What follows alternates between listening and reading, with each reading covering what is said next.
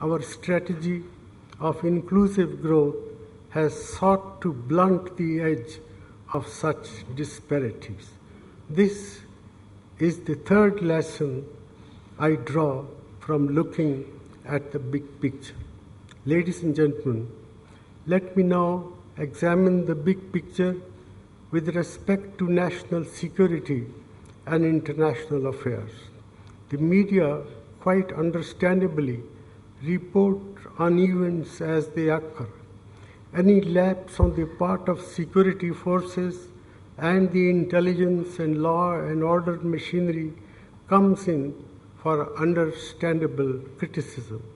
We have been victims of premeditated acts of terror, and each time terrorists attack us, there is widespread anger and despair. In considering the big picture, I urge you to keep two things in mind. One, a terrorist has to succeed only once to cause pain to the innocent people, while the security forces have to succeed every minute of every day to prevent such terror attacks. By this yardstick, we must appreciate the dedication and commitment of our security forces and intelligence agencies in preventing many more attacks.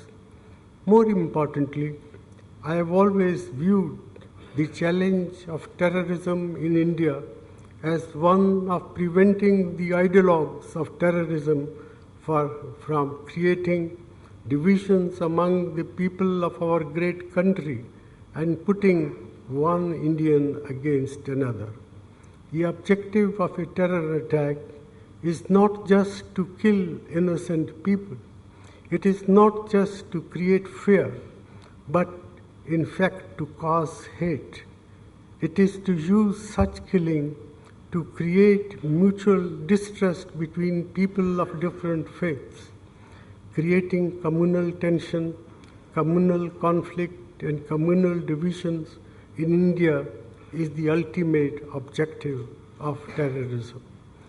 Every time the people of our country respond to terror attacks as one people, as Indians, and not as Hindus or Muslims or Sikhs or Christians, we defeat the forces of terrorism. We challenge the ideology that feeds terrorism. If we only look at the number of terror attacks on India in quantitative terms, we may feel despondent. However, if we consider the fact that over the past decade, such acts of terrorism have failed to generate communal conflict, we feel more hopeful. Terrorism is being defeated in the minds of our people because they are refusing to respond to such attacks in the manner in which the ideologues of terror want them to. This is the fourth lesson I draw from the big picture view of contemporary India. Finally, ladies and gentlemen, look at India and the world. I entered the world of politics in the midst of a crisis in 1991. India was confronted by two challenges on the external front. Most of you will only recall the external payments crisis of 1991. But this payments crisis occurred against the backdrop of an even bigger challenge, the breakdown of the global bipolar order. As finance minister in 1991, I had to worry not only about reducing the fiscal deficit and reviving economic growth, but also about stabilizing the rupee and ensuring access to adequate foreign exchange. The latter challenge was rendered particularly acute on account of the shifts in global power balances as a result of developments in the former Soviet Union and Eastern Europe. Under the leadership of Prime Minister Narasimha Rao, we took momentous decisions both with respect to our economic policies and with respect to our foreign policy. Prime Minister Narasimha Rao launched what has come to be known as India's Look East policy, linking India to the new growth engines of Asia. We liberalized our trade and investment rules to help us reintegrate with the global economy. In doing this, we were inspired by the experience of many East and Southeast Asian countries. Since then, we have faced multiple challenges on the external front.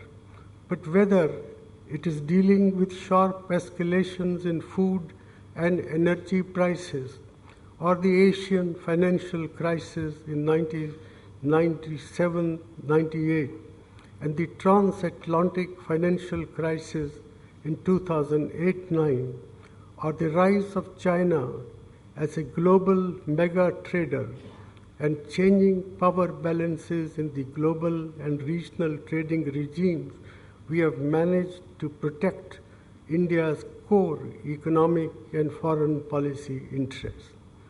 In facing these challenges, special mention must be made of Indian professionals and entrepreneurs who have made a mark for themselves around the world.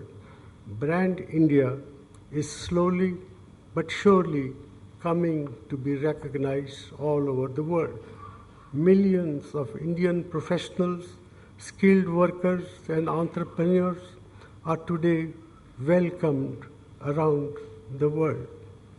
This ability to deal with the challenges of globalization and build new bridges with a range of countries has helped India emerge as a global player.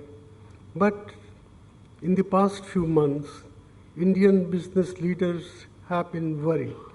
I understand their anxieties about our red tape, our tax laws and administration, our regulations and procedures. I have often found it tough to deal with these challenges because of a lack of political consensus on the reforms we need to bring in. Yet, I must say, despite all these problems, Indian business and enterprise has demonstrated its ability to cope with competition. The widening global footprint of Indian professionals and entrepreneurs is therefore altering the priorities of our foreign policy. In 1991, I had said that the emergence of India as an economic powerhouse was an idea whose time had come. Over these past 2 decades, this idea has shaped our relations with the world, with all major powers, with our Asian neighbors, and across the Indian subcontinent. This is the 5th lesson I draw from the big picture. Ladies and gentlemen, as I said to our heads of missions from around the world at their annual conference last month, our foreign policy is defined by our developmental priorities. The single most important objective of Indian foreign policy has to be to create a global environment conducive to the well-being of the people of India. I believe the experience of the past 2 decades tells us that greater integration with the world economy is benefiting India and enabling our people to realize their creative potential. The world wants India to do well. Even as we strengthen our relations with all the major powers, we are doing more to become an active member of the emerging Asian economic community. India's voice is heard with respect in all important international forums.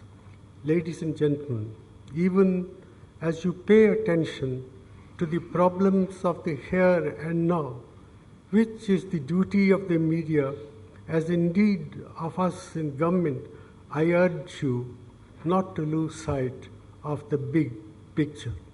India is on the move. Indians are on the move. As India rises, there are challenges to deal with. Our real challenges are at home, and ups and downs are part of life. We all know that, but we have never allowed ourselves to be overwhelmed by twists and turns in our lives.